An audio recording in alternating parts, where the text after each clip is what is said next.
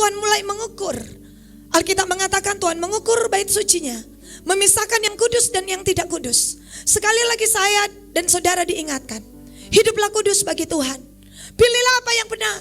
Dan Alkitab mengatakan, ukurlah mezbah, ukurlah setiap orang yang beribadah di dalamnya. Dan hari ini kita akan melihat apa yang diukur Tuhan untuk kedua kalinya. Saudara boleh yang tidak ikuti pada tahun baru, saudara boleh dengar saudara, karena Tuhan saudara sedang melakukan sesuatu atas gerejanya. Dan hari itu terjadi sekarang. Apa yang Tuhan lakukan sedang terjadi sekarang. Apa yang ada di dunia ini, ya lebih nyata anak-anak kita telah mendapatkan sebuah rahasia ketika mereka ke Jakarta, bahwa yang supranatural, yang tidak kelihatan, lebih nyata daripada apa yang kelihatan. Karena apa yang kelihatan diciptakan dari apa yang tidak kelihatan. Apa saudara, hari ini ada orang memilih saudara untuk hidup tidak benar, hidup cemar, terserah dia. Karena saudara, agenda Tuhan, agenda ilahi akan tetap berjalan. Saudara tidak akan menunggu kita. Tuhan sedang bergerak dan gereja harus move. Saya katakan saudara, hari-hari ini, maaf, sekalipun gereja ditinggalkan Roh Kudus, bahkan gereja akan nyaman. Gereja tidak akan pernah menyadari kalau gereja itu sudah ditinggalkan oleh Roh Kudus. Gereja akan beraktivitas seperti biasanya. Ini dibuatkan oleh seorang penginjil besar, namanya Billy Graham. Dia berkata, satu saat saya melihat ada keruntuhan gereja. Ketika gereja orang percaya ditinggalkan Roh Kudus, mereka bahkan tidak tahu dan tidak sadar bahwa mereka telah berjalan tanpa Tuhan. Tapi sebaliknya dia berkata, ada api besar. Ada gereja yang semakin menyadari bahwa tanpa Roh Kudus mereka bukan apa-apa. Saudara, saya berharap kita berada di golongan gereja yang tanpa Tuhan kita semua merasa kita semua bukan apa-apa. Kita sangat bergantung kepada Roh Allah. Kenapa? Ini sudah masa gereja. Tidak ada waktu yang lain lagi. Gereja diberikan kesempatan oleh Tuhan. Untuk apa saudara? Mendemonstrasikan kuasa ilahi di tengah dunia ini. Makanya Tuhan bilang, bangkitlah ya gereja Tuhan. Jadilah terang. Kekelaman menutupi. Saudara, saya mau katakan, saudara, sebuah nubuatan gereja kedepannya tidak akan lebih baik. Kedepannya ekonomi, pendidikan tidak akan lebih baik. Tetapi saudara, Alkitab mengatakan ada harapan di gereja Tuhan. Gereja Tuhan adalah saudara, institusi kerajaan Allah yang Tuhan pilih untuk bernegosiasi dengan Tuhan. Percayakah saudara? Saudara adalah orang yang Tuhan pilih yang akan bernegosiasi dengan Tuhan. Saudara akan seperti Abraham yang bernegosiasi ketika saudara hukuman akan dilakukan, sudah diputuskan. Dan saudara adalah orang yang Tuhan pilih untuk mendirikan tembok. Ya saudara, untuk bernegosiasi dengan Tuhan dan berkata, Tuhan, ampunilah negeri ini. Tuhan, kasihanilah negeri ini. Itulah sebabnya gereja harus sampai pada puncaknya, top up-nya, yaitu apa? Hidup kudus bagi Tuhan. Bilang kiri kanan saudara, bilang dengan kuat kepada kiri kanan saudara, tanpa kekudusan, no. Kekudusan adalah harga mati. Saudara yang berdiri di altar, saudara yang melayani, saya mau katakan, saya yang melayani. Saya setiap kali mau melayani saudara, saya totofore. Saya bilang, ya Tuhan, berikanlah hamba kekuatan. Oh Tuhan, ampunilah dosa-dosa hamba sebelum hamba berdiri di atas sana. Saya tidak mau main-main. Saudara, kenapa saudara? Ini tidak main-main. Saudara sedang berdiri dan menyuarakan pesan-pesan ilahi. Atau sebaliknya, saya dan saudara sedang mengimpartasikan sesuatu yang duniawi. Pilihlah hidup ini. Saudara, kita gak bisa berbohong. Apa yang kita tampilkan di atas sini, ya saudara, itu juga yang kita kerjakan yang ada di sana. Jika kita tidak menyembah, jika kita tidak berdoa, adalah berbohong jika kita berdiri di tempat ini dan kita baru menyembah ketika kita berada di tempat ini. Itu dusta. Saudara, hari-hari ini, maafkan saya ingin saya dan saudara hari-hari ini merasakan, saudara, bahwa Tuhan hari-hari ini sedang serius dengan gerejanya. Tidak ada institusi kerajaan lain yang akan Tuhan pakai hari-hari ini selain satu, gereja. Tuhan, maaf, mengharapkan banyak dari gereja. Gereja itu adalah saya dan saudara. Tuhan menaruh harapan besar. Jangan buat Tuhan kecewa. Jangan buat Tuhan kecewa. Karena Tuhan taruh harap banyak dalam hidupmu. Tuhan taruh harap banyak. Tuhan taruh karunia-karunia. Hari-hari ini karunia tidak akan Tuhan tahan. Percayalah saudara. Tuhan akan limpahkan semua karunia, semua potensi, semua hikmat ilahi yang saudara butuhkan. Semua hikmat yang saudara rindukan. Semua apapun yang saudara perlukan untuk berjuang di dunia ini. Semua itu tidak akan Tuhan tahan. Tuhan tidak pelit. Tuhan akan limpahkan begitu rupa. Saudara, oleh sebab itu siapkan diri kita. Hari ini mari kita lihat apa yang Tuhan ukur. Apa yang Tuhan suruh ukur, maksud saya. Di dalam ayat 3, ukuran pertama sudah.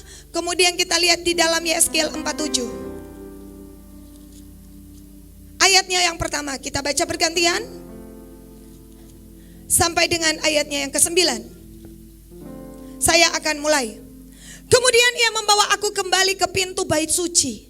Dan sungguh ada air keluar dari bawah ambang pintu bait suci itu dan mengalir menuju ke timur, sebab bait suci juga menghadap ke timur.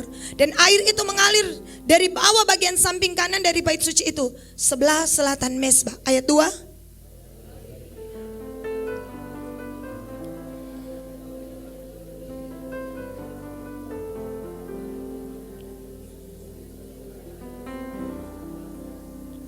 Sedang orang itu pergi ke arah timur dan memegang tali pengukur di tangannya.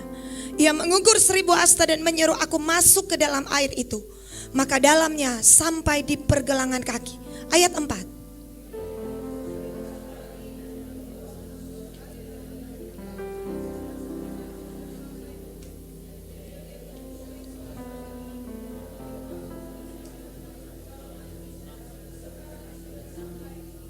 Sekali lagi yang mengukur 1000 hasta lagi. Sekarang air itu sudah menjadi sebuah sungai, di mana aku tidak dapat berjalan lagi sebab air itu sudah meninggi, sehingga orang dapat berenang, satu sungai yang tidak dapat diseberangi lagi. Ayat 6.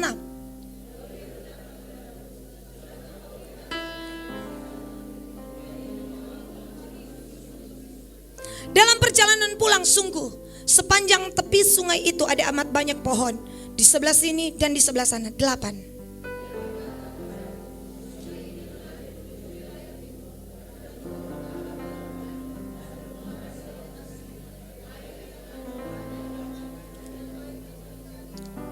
Sehingga kemana saja sungai itu mengalir, segala makhluk hidup yang berkeriapan di sana akan hidup.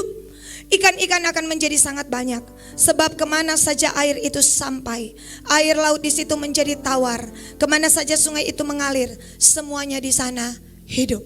Alkitab mengatakan, saudara yang dikasih dalam Tuhan, perhatikan ayat 8, ia berkata kepadaku, sungai ini mengalir menuju wilayah timur dan menuju ke Araba Yordan. Apa arti Araba? Padang gurun.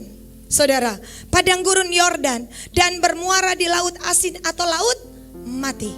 Air yang mengandung banyak garam itu dan air itu menjadi tawar. Saudara, Alkitab mengatakan, saudara, ada aliran air yang mengalir dari ambang pintu bait suci. Saudara, dan seberapa dalam kita tenggelam di dalamnya. Hari-hari ini, saudara, ada Alkitab mengatakan seseorang yang mengukurnya. Seberapa kita begitu merespon, seberapa kita merindukan aliran air Tuhan mengalir dalam kehidupan kita. Karena ada sebuah fakta yang terjadi. Kenapa saudara? Air itu berasal dari mana? Dari pintu ambang bait suci Allah. Saudara, dan Alkitab mengatakan, coba kita lihat Wahyu pasal 22. Wahyu 22 ayat 1 dan 2.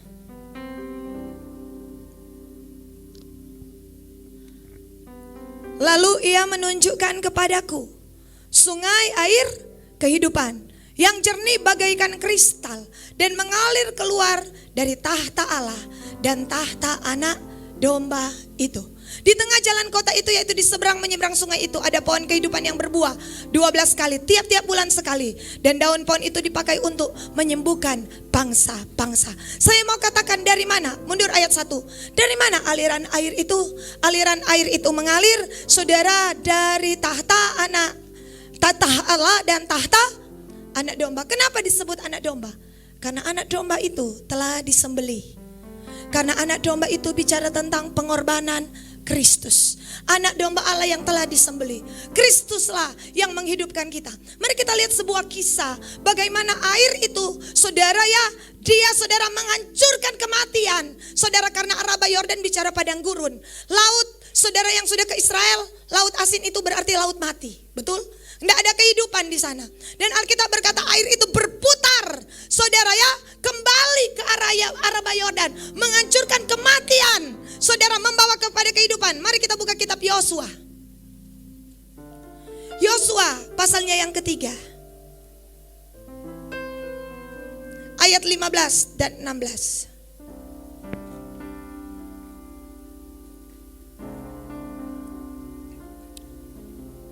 Yosua pasal 3 ayat 15 dan 16. Mari baca.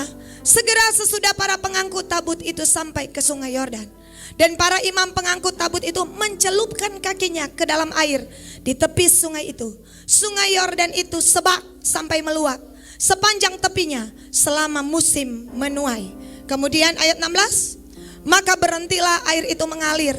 Air yang turun dari hulu melonjak menjadi bendungan jauh sekali di dekat Adam, kota yang terletak di sebelah Sartan. Sedang air yang turun ke laut Araba itu, yakni laut asin, terputus sama sekali.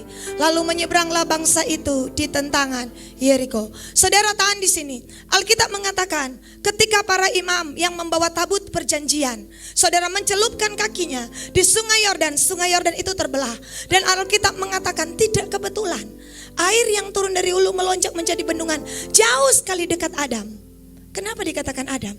Karena Adam adalah manusia pertama yang jatuh di dalam dosa. Dan kita mengatakan kota yang terletak di sebelah Sartan.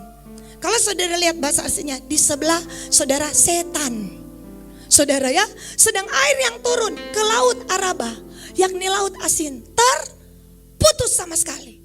Saudara, tiba-tiba ketika tabut perjanjian, saudara yang masuk, saudara di mana? Di sungai Yordan.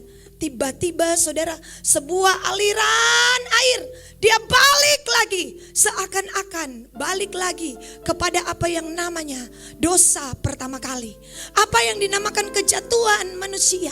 Dia berputar kembali ke sana, saudara, dan apa terjadi? Mujizat. Saya mau katakan pengorbanan Kristus telah mematahkan dan menghancurkan semua kejatuhan manusia, semua kekalahan manusia, semua apa yang menyebabkan Adam jatuh, semua kutuk di masa lalu, semua kutuk di masa lampau, semuanya itu sudah hancur ketika apa? Kristus mati di atas kayu salib. Saya berdoa pagi hari ini saudara dapat yang ilahi. Pagi hari ini saudara dapat mujizat. Pengorbanan Kristus menghancurkan semua masa lalumu. Pengorbanan Kristus menghancurkan semua kutuk. Entah kutuk keturunan, kutuk yang diucapkan orang, kutuk sakit penyakit, kutuk apapun, kutuk persinahan. Ketika engkau bertobat dan menerima Kristus, semuanya itu Alkitab mengatakan terputus sama sekali. Amin. Berjalanlah dengan iman, berjalanlah dengan percaya. Ini sebuah pesan profetik bagi kita. Saudara, terputus sama sekali. Semua ikatan dunia, semua belenggu dunia terputus sama sekali. Hari itu mereka menyeberang, saudara, dari padang gurun. Mereka akan pindah ke tanah Kanaan. Mereka akan pindah ke masa yang baru. Mereka akan tinggalkan masa yang lama, di mana selama 40 tahun nenek moyang mereka pernah terputar-putar, tidak taat kepada Tuhan. Dan hari itu siklus kegagalan terputus sama sekali. Saya berdoa, begitu juga ikatan-ikatan kita dengan masa yang lalu, biarlah terputus sama sekali. Mesir sudah jauh di belakang. Jangan kembali ke dunia, jangan kembali ke dosa. Semua itu sudah terputus sama sekali. Harganya darah. Jangan main-main. Jangan main-main. Saya ingatkan kepada diri saya dan saudara, jangan main-main. Yang mabok stop, Jo.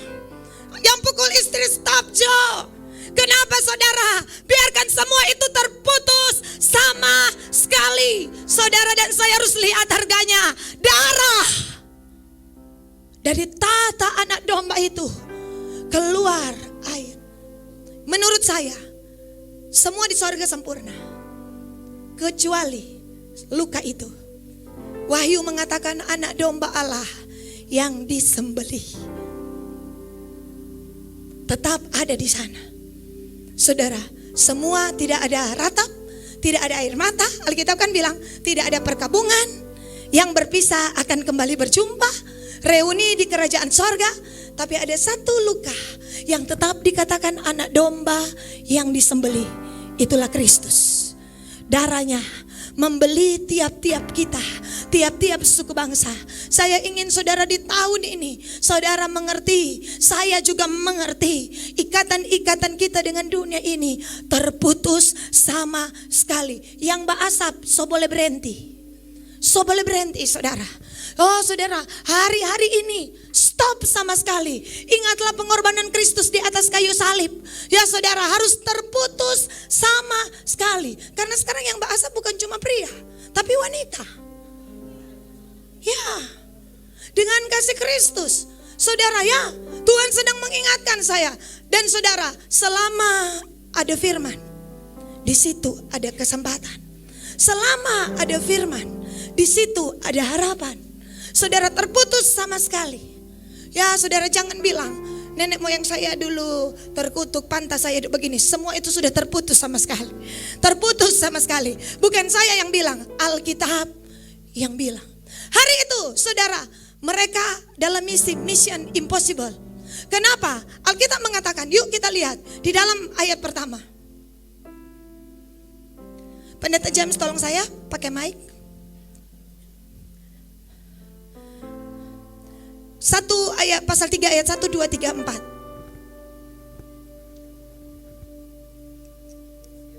Yosua pasal 3 ayat 1, 2, 3, 4. Yosua 3 ayat 1.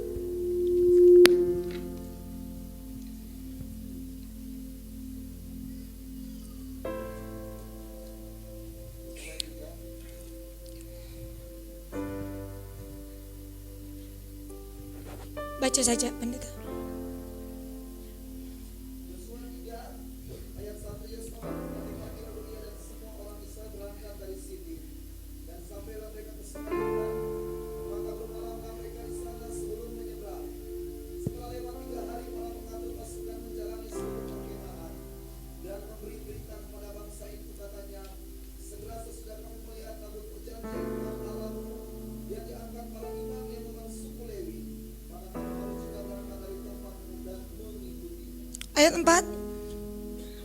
Hanya antara kamu dan tabut itu harus ada jarak kira-kira 2000 hasta panjangnya. Janganlah mendekatinya. Maksudnya supaya kamu mengetahui jalan yang harus kamu tempuh, sebab jalan itu belum pernah kamu lalui. 5. Berkata Yosua kepada bangsa, kuduskanlah dirimu, sebab besok Tuhan akan melakukan perbuatan yang ajaib di antara. Saudara, 3 hari. Saya pernah katakan di tempat ini, Sungai Yordan itu 15 km dia bergerak. Saudara, kecepatannya 15 km per jam arusnya. Jadi cepat sekali. Saudara, orang bisa tergulung arus. Dan hari itu Tuhan pilih pada musim menuai, di mana saudara salju dari Gunung Hermon itu meleleh. Jadi dia masuk sehingga saudara, untuk penyeberangan yang biasanya 30 meter menjadi saudara 1000 meter. Jadi lebarnya jadi lebih lebar. Bahkan ada para ahli Alkitab yang mengatakan bukan 1000 meter tapi 2000 meter. Saudara, jadi begitu lebar. Saudara, makanya dikatakan musim menuai. Saudara, begitu saudara mustahil untuk diseberangi, itu pertama. Yang kedua, akan membawa 2 juta orang. Saudara, dan Tuhan bilang menyeberang. Kalau Tuhan bilang menyeberang. Yang paling utama yang Tuhan suruh menyeberang adalah, perhatikan saudara, ini orang Israel yang usia 20 tahun ke atas semua kan sudah tewas di padang gurun. Tertinggal yang 20 tahun ke bawah, satu generasi baru yang belum pernah melihat saudara laut Teberau terbelah. Mereka belum pernah lihat laut Teberau. Nenek moyang mereka, opa oma mereka lihat. Tapi yang generasi baru ini enggak lihat.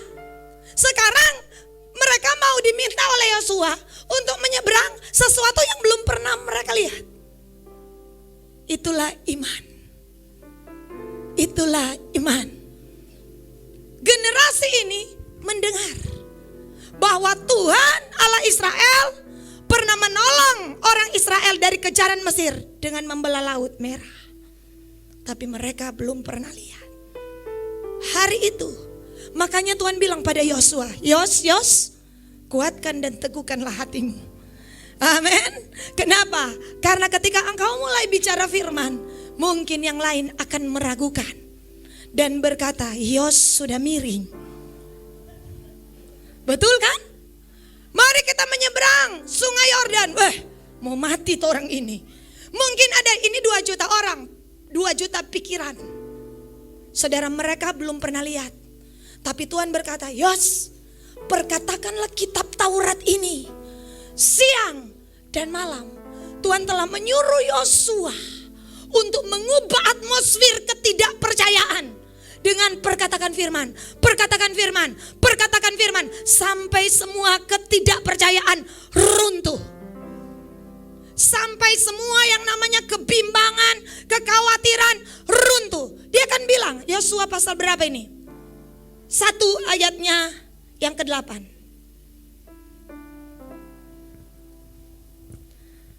Yosua 1 ayat 8. Yuk.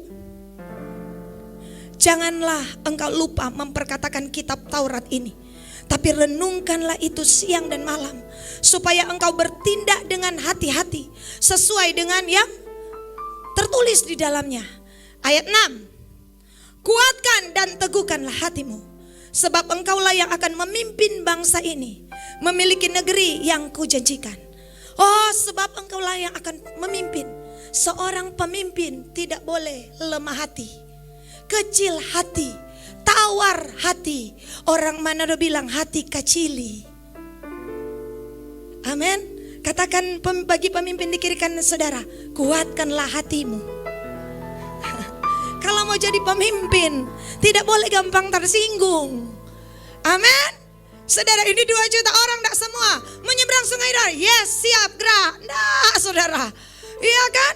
Saudara, ini karena mereka belum pernah lihat. Tapi hari itu, Yosua, Tuhan minta ubah atmosfer.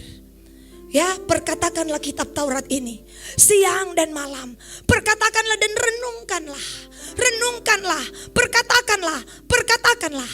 Hari ini selaku pemimpin dalam rumah tangga, pemimpin di Komsel, pemimpin dimanapun, deklarasikanlah firman. Oh, deklarasikan firman. Hantam semua kekhawatiran, semua kebimbangan harus mundur.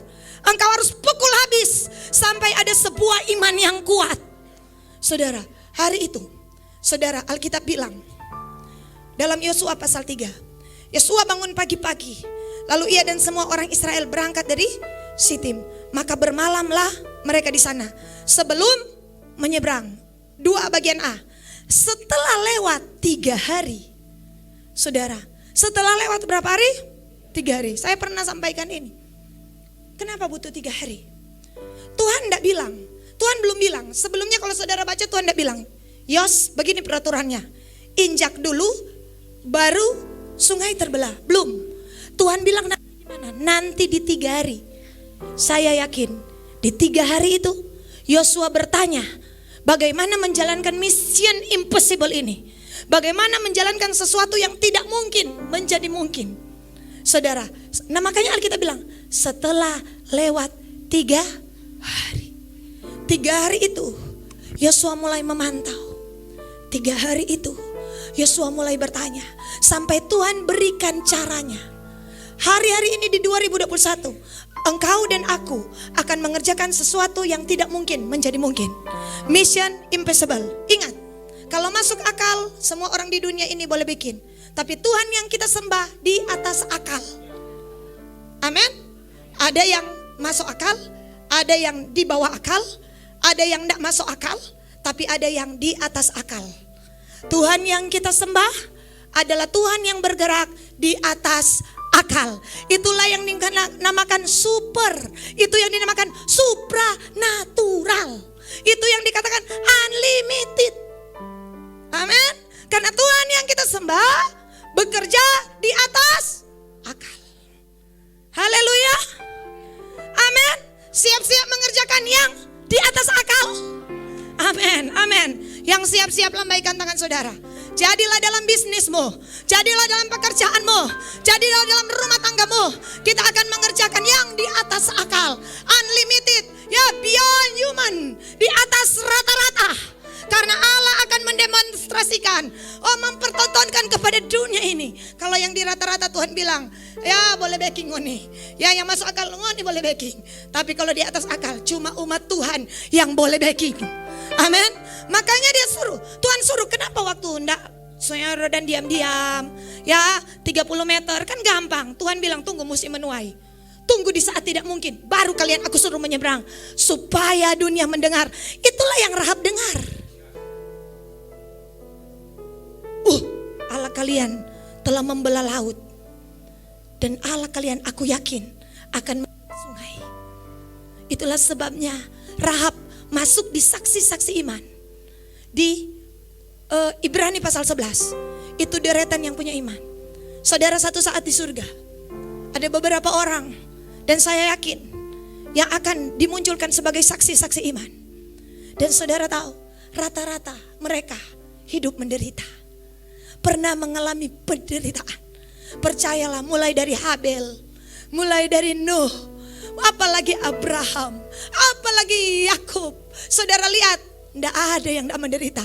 Musa, ya saudara, ada yang digergaji. Dan Alkitab bilang dunia ini tidak layak bagi mereka. Itulah saksi-saksi iman. Hari ini selamat bagi yang mengalami penderitaan. Engkau masuk dalam jajaran orang yang disebut saksi-saksi iman. Oh, Yesus bilang Lukas pasal 24. Lukas pasal 24.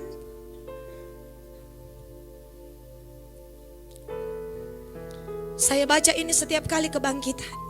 Tapi hari-hari ini, saudara, ayat ini begitu melonjak dengan kuat. Sebentar. Lukas 24 ayat 43 kalau tidak salah. Oh, ayat 26.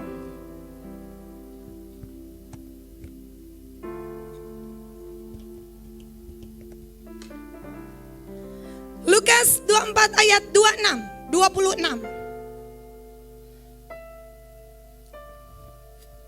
Yuk, baca sama-sama. Bukankah Mesias harus menderita semuanya itu untuk masuk ke dalam kemuliaan? Enter, masuk, ada pintu. Pintu itu namanya pintu kabot. Pintu itu namanya pintu kemuliaan. Oh, setiap orang yang menjejakkan kaki di pintu kabot harus melewati yang namanya jalan penderitaan. Sorry, tidak ada jalan lain. Tidak ada jalan lain. Yesus berkata, bukankah Mesias harus menderita untuk masuk, untuk enter, masuk dalam kemuliaannya. Coba ganti nama Mesias dengan namamu. Yuk, 1, 2, 3. Bukankah Eka harus menderita semuanya itu untuk masuk ke dalam kemuliaannya? Nah, haleluya. Amin. Untuk masuk ke dalam kemuliaan, tidak ada jalan lain. Saya sudah lihat di dalam Alkitab.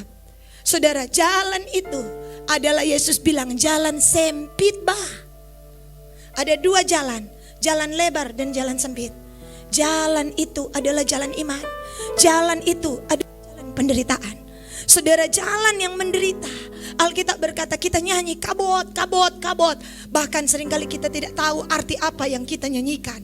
Saudara tahu, untuk mendapatkan kabot kita harus lewati apa yang namanya penderitaan. Apakah engkau menderita sesuatu yang saudara luar biasa sedang jadi dalam hidupmu? Engkau ditinggalkan orang yang engkau cintai. Saudara, selamat, engkau sedang menjejakkan kaki di pintu kabot. Saudara, ini penderitaan golongan tertentu, saudara ya. Golongan khusus. Bukan karena pencuri, kata Alkitab. Bukan karena bikin dosa. Bukan karena mabok, koma sogot, lalu menderita. Ini bukan, ini golongan lain, saudara ya. Tapi ini orang-orang yang menderita Tuhan izinkan. Karena nama Kristus kamu dinista. Karena Kristus kamu dijauhi. Karena Kristus kamu dipukul orang. Karena Kristus kamu bayar harga. Karena Kristus kamu menderita. Kamu saudara, merendahkan diri. Karena Kristus kamu mengampuni orang yang bersalah. Itu namanya penderitaan. Dan saudara, kalau kita dianggap layak, Roma pasal 8 mengatakan seperti ini. Roma 8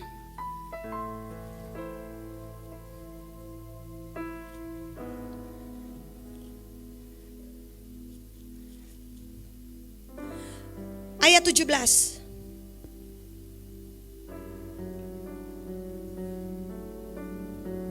Yuk kita baca.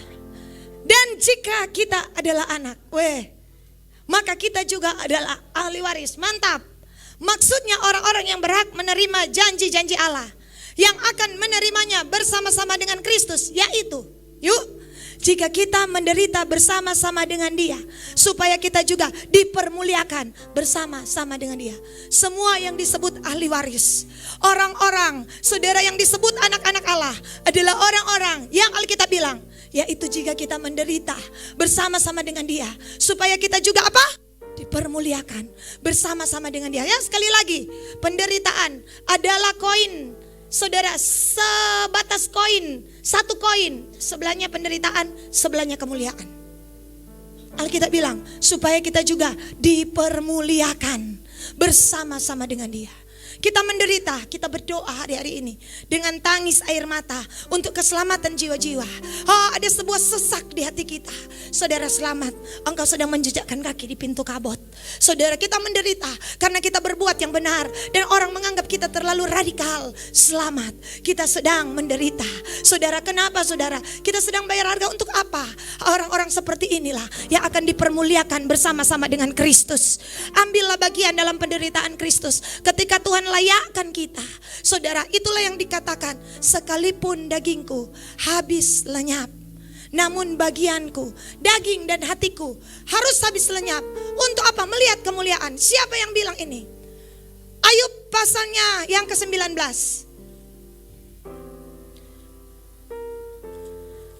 Ayatnya yang ke-26. Coba kalau tidak salah, Ayub 19. Yuk kita baca. Juga sesudah kulit tubuhku sangat rusak, tanpa daging pun aku akan melihat Allah. Tu daging so habis, tu daging so mati. Dan pada saat itulah I see the Lord.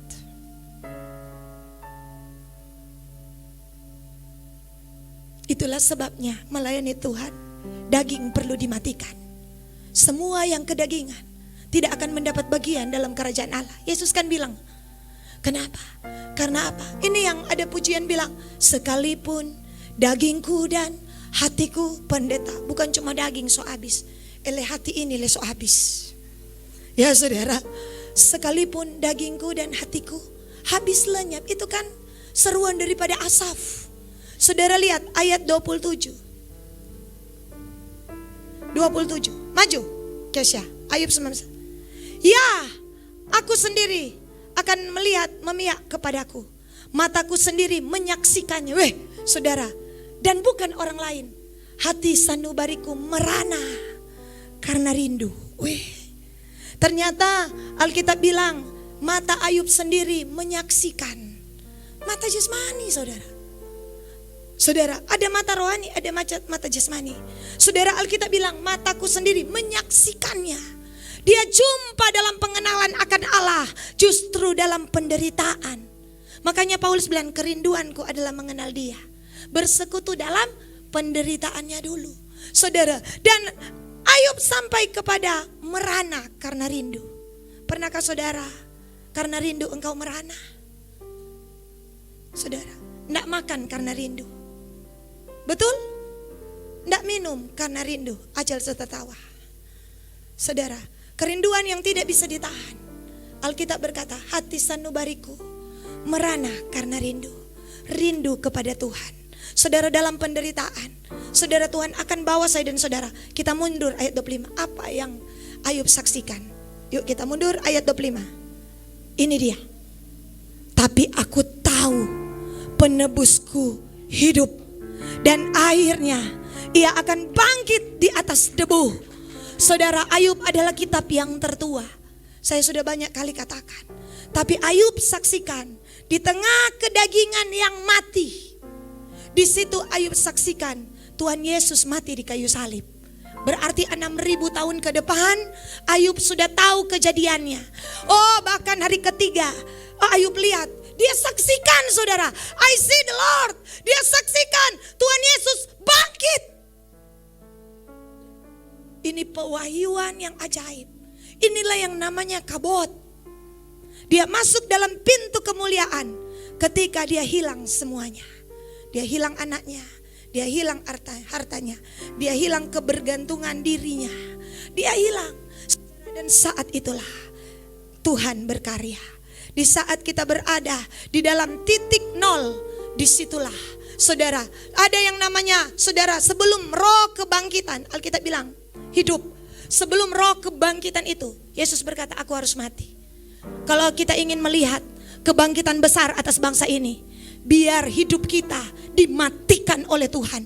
Mati dari dunia ini, mati dari kedagingan, mati dari perkara-perkara jahat. Karena hanya itu cara. Hanya itu cara. Untuk kebangkitan harus ada kematian. Kematian ego, kematian kesombongan, kematian aku. Semuanya itu harus mati untuk kebangkitan. Tidak ada cara lain. Kita merindukan revival in the land.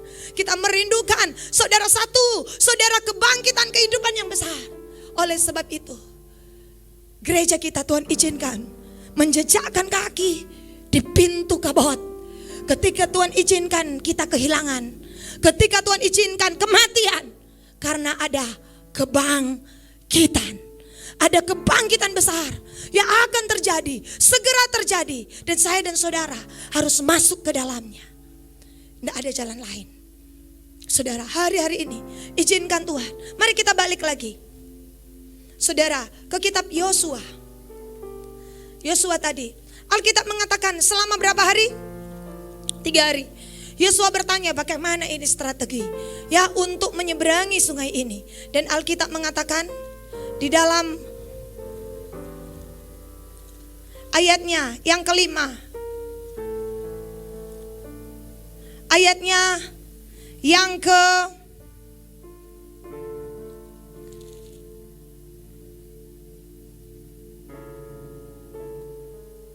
13. Ayat 6 dulu, ayat 5 dan 6.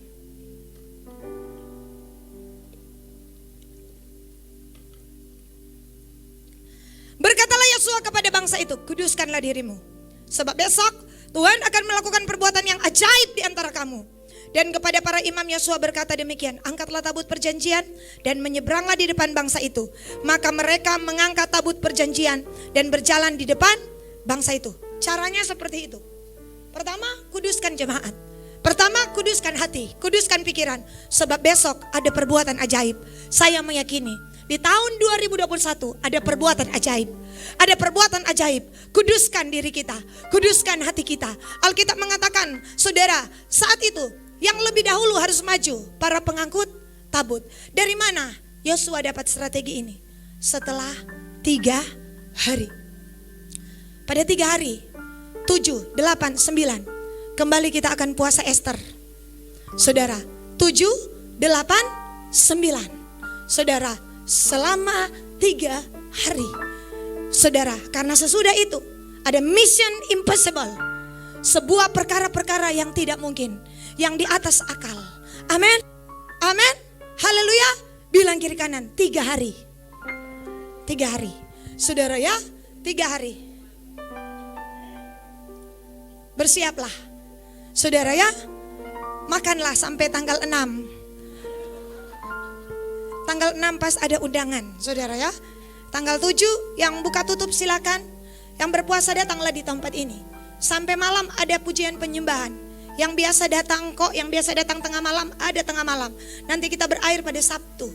Karena saudara saya merasa bahwa ini firman Tuhan sampaikan untuk kita sebuah persiapan. Dan 3 hari ini kita harus kuduskan jemaat Tuhan. Kita harus siapkan hati seluruh jemaat. Kenapa saudara? Karena kenapa Sungai Yordan harus dibelah? Kenapa Sungai Yordan itu harus saudara dilewati? Karena sesudah itu ada peperangan besar. Di depan sana ada orang Yebus, di depan sana ada orang Girgasi, di depan sana ada orang Amori. Saudara ya, ada 31 raja-raja. Saudara di depan sana, di 2021 banyak tantangan. Banyak tantangan. Hanya dengan Tuhan kita bisa mengalahkan mereka. Setiap pemerintah, penguasa-penguasa di udara.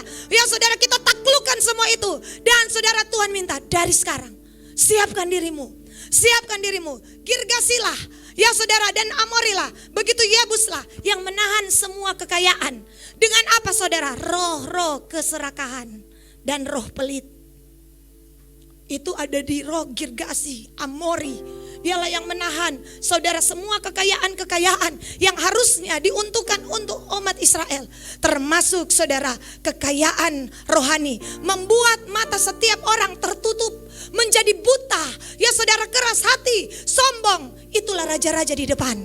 Dan kita harus taklukkan semua itu. Untuk apa saudara? Untuk apa saudara? Untuk bangsa ini. Untuk kegenapan Tuhan. Dan semua itu ada di depan mata. Termasuk saudara dari 31 raja ini. Termasuk roh sakit penyakit. Corona, varian baru. Saudara, apapun itu. Oh, kita harus tumpas. Dengan apa? Itulah sebabnya kita berkata, kemana air itu mengalir, semua yang mati, laut mati, menjadi hidup. Ya saudara, bahasa Inggris mengatakan, semua yang mati menjadi apa saudara? Hidup. Bahkan Alkitab berkata, semua yang tawar, ya semua yang asin menjadi tawar. Atau bahasa Inggris katakan healing, menjadi sembuh. Bukankah itu saudara yang diharapkan bangsa ini? Bukankah itu yang diharapkan keluargamu? Di tengah sakit penyakit, di tengah tulah, di tengah sampar, saudara ada kesembuhan, ada mujizat. Oleh sebab itu libatkan diriku dengan apa saudara? Berpuasa. Saya umumkan jauh hari sebelumnya, supaya saya dan saudara bisa memilih. Entahkah yang tidak bisa 7, 8, yang tidak bisa 8, 9. Cuma 9 jam 12 malam sampai jam 3 pagi. Saudara, amin. Haleluya. Amin. Amin. Bilang kiri kanan, bersiaplah, bersiaplah, bersiaplah. Tuhan mau lakukan yang besar. Saya minta para gembala komsel untuk absen. Absen seluruh jemaat. Yang belum datang hari pertama, hari kedua. Yang belum datang hari kedua, hari kedua setengah. Masih ada 2-3 perampa, 3 sampai selesai. Saudara akan terima yang ajaib. Oh, Tuhan akan menyatakan seperti Tuhan nyatakan kepada Yosua. Tuhan akan nyatakan dalam hidupmu. Dan Alkitab berkata, imam-imam celupkan kaki. Ini kan 4 orang pikul tabut. Alkitab bilang ayat 13. Segera sesudah kaki para imam yang mengangkut tabut Tuhan, Tuhan semesta bumi, berhenti di dalam air Sungai Yordan, maka air Sungai Yordan itu terputus. Air yang turun dari hulu akan berhenti mengalir menjadi bendungan. Saudara, saudara bayangkan dia bikin tembok. Saudara, tapi 4 orang ini harus imam. Saudara bayangkan dia 4 orang gembala komsel. Waktu turun saudara, ini kira-kira setengah jam. Saudara butuh iman. Kau bawaku dalam kedalaman iman. Butuh iman. Begitu kaki pendeta James, lihat Bapak Sitorus, belum kering, belum. Ini berat, ini tabut. Saudara, ya yang lain bilang teguhkan iman. Percayalah pada Yosua. Percayalah pada Yosua. 5 menit belum, 10 menit belum. Saudara butuh iman. Butuh iman. Tuhan bawa Abraham. Tuhan bilang keluar, Abraham beriman, dia keluar dari Ur Kasdim. Dia tinggalkan semua yang ada di Ur Kasdim. Dia balik belakang dan berkata goodbye. Dan dia pergi. Dan saudara, Tuhan bilang tunggu 25 tahun. Dia tunggu. Lahirlah Ishak. Tapi saudara, puncak daripada kedalaman iman Abraham, ketika Tuhan bilang korbankan Ishak. Itu namanya kedalaman iman. Iman punya layernya. Iman punya tingkatannya. Iman punya kedalamannya. Sejauh saudara dan saya akan bangun sesuatu yang besar, butuh fondasi iman yang lebih dalam. Dan semakin dalam, saudara semakin tertutup, semakin dalam, oh saudara akan lihat semakin menderita. Tapi dalam kedalaman iman itu, tiba-tiba Alkitab bilang Abraham tidak pernah ragu akan Tuhan. Keesokan harinya, pagi-pagi, bayangkan Abraham bawa itu. Ada resiko. Bagaimana kalau Sarah tahu? Bisa mati kita. Iya kan? Saudara, bagaimana? Kalau bagaimana? Saudara, tetapi keesokan harinya pagi-pagi Abraham pergi ke dalaman iman. Dia korbankan Ishak di atas mezbah. Tepat waktu dia mau tikam, tiba-tiba Tuhan bilang, jangan Abraham. Sudah tersedia. Saudara, di sisi lain, itulah sisi mujizat. Ketika langkah iman mulai naik di puncak kanan, istilah saya, di puncak kiri, setiap langkah Abraham adalah langkah anak domba. Setiap langkah Abraham adalah langkah domba jantan. Begitu Abraham tiba di atas, Tuhan juga tiba di atas gunung ini. Abraham, aku menyediakan. Amin. Aku menyediakan. Setiap kali engkau melangkah dengan iman, disitulah tanpa engkau lihat Tuhan bekerja. Tanpa engkau lihat Tuhan sedang lakukan sesuatu. Saya yakin Abraham alami hari itu open heaven. Tuhan berfirman bahkan sampai 3 kali. Abraham, aku akan membuat engkau menduduki kota musuh. Oh, anak cucumu, sampai hari ini orang tidak bisa mengalahkan Israel. Karena janji, karena kedalaman iman akan membawa warisan yang panjang. Warisan dari generasi ke generasi. Warisan yang memberkati, yang menguatkan. Di saat mereka jatuh, Tuhan ingat iman Abraham. Tuhan angkat mereka kembali. Makanya Alkitab berkata, oleh karena Abraham, Ishak dan Israel, aku tolong kamu. Saudara yang dikasih dalam Tuhan, kedalaman imanmu hari ini akan membawa berkat jangka panjang bagi anak-anakmu, bagi cucumu, bagi cicitmu. Bahkan ketika saya dan saudara berpulang pun, Tuhan masih ingat kepada saya dan saudara. Ingatkah keturunan keempat Raja Hizkia? Tuhan berkata, oleh karena Daud, aku memegari kota ini. Daud sudah lama mati. Berapa 205 tahun. Tuhan masih ingat dengan Daud. Iman seseorang, makanya Habel mati tapi darahnya masih berbicara. Iman tidak akan pernah mati. Iman selalu akan menghasilkan sesuatu yang besar. Iman butuh ketaatan. Iman perlu tindakan iman. Iman perlu kata-kata. Ada kata-kata iman, ada perbuatan iman, ada tindakan iman. Bertindaklah. Orang yang beriman, apa di ciri-ciri? Ibrani 11 ayat 6. Ini orang yang beriman.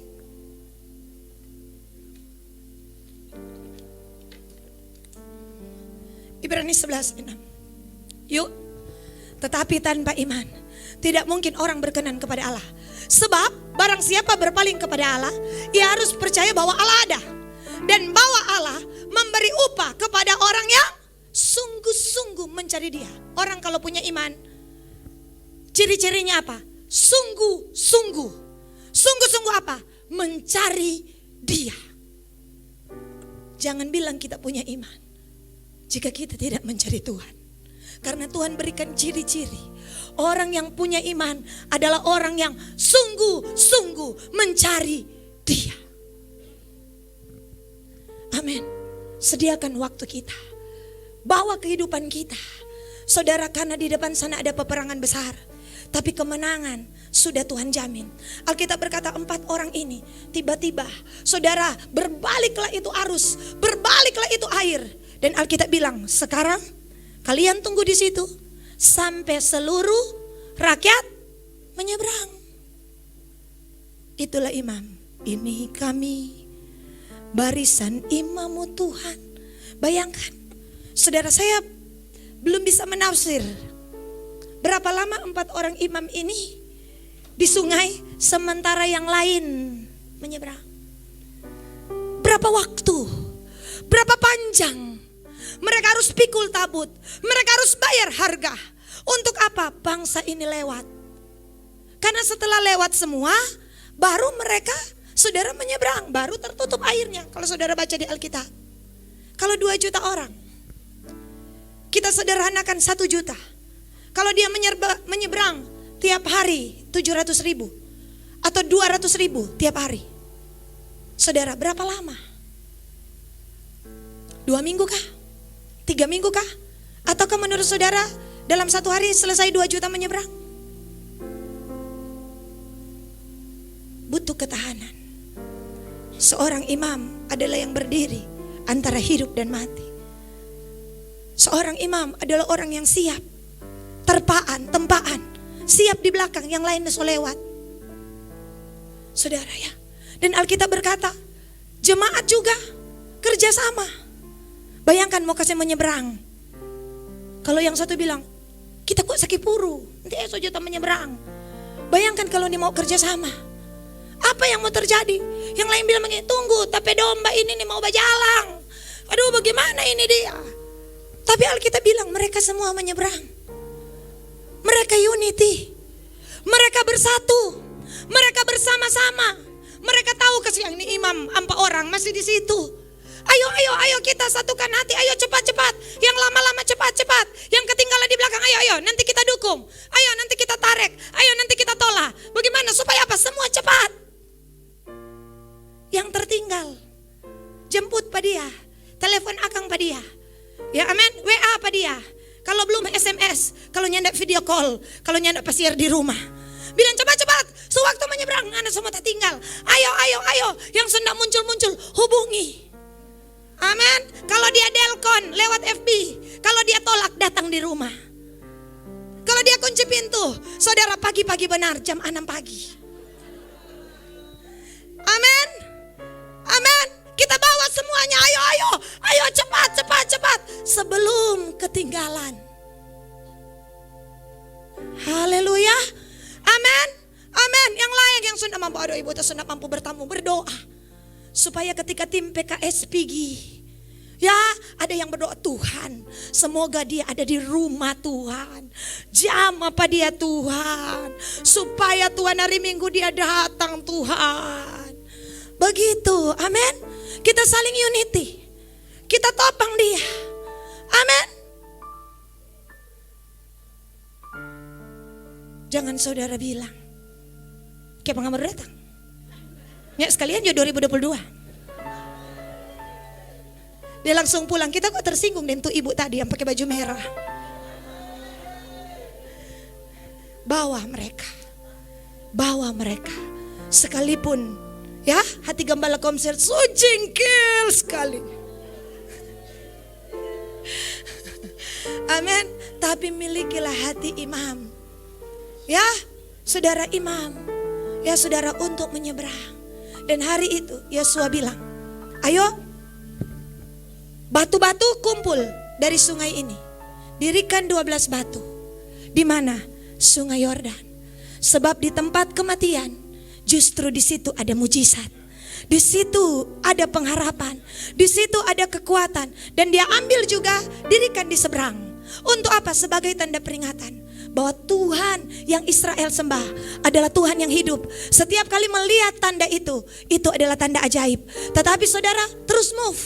Dan mereka tiba, ayat terakhir. Mereka tiba, Yosua 4 ayat 19. Setelah 40 tahun. Saudara bayangkan, mereka tiba di tanah Kanaan. Kapan itu? Ayat 19. Yosua 4 ayat 19.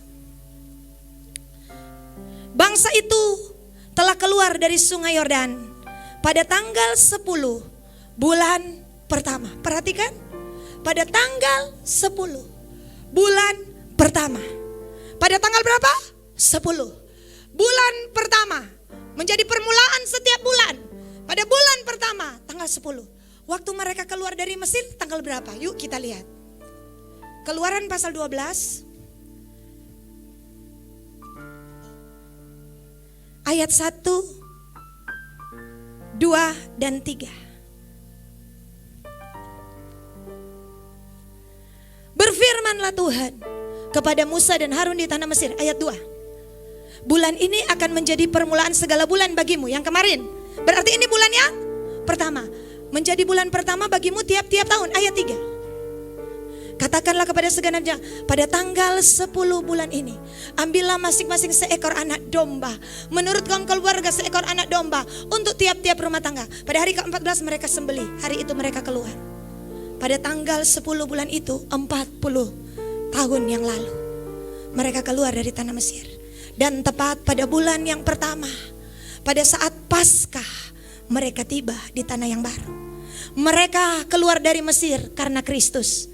Mereka tiba di tanah Kanaan karena Kristus.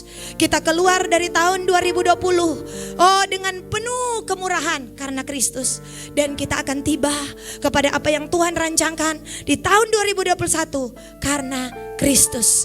Semua langkah-langkah hidup orang benar ada tanggalnya, ada time-nya, ada waktunya. Tidak kebetulan mereka tiba. Kenapa Alkitab catat? Mereka tiba tanggal 10 pada bulan pertama. Mereka keluar pada tanggal 10 bulan yang pertama. Artinya apa? Tuhan punya agenda dalam hidupmu. Tuhan punya waktu dalam hidupmu. Tuhan punya tanggal dalam hidupmu. Itulah yang namanya kairos. Waktu-waktu ilahi. Sebuah waktu kesempatan untuk engkau dan aku menjejakkan kaki di masa yang baru. Tuhan memberkati kita. Shalom.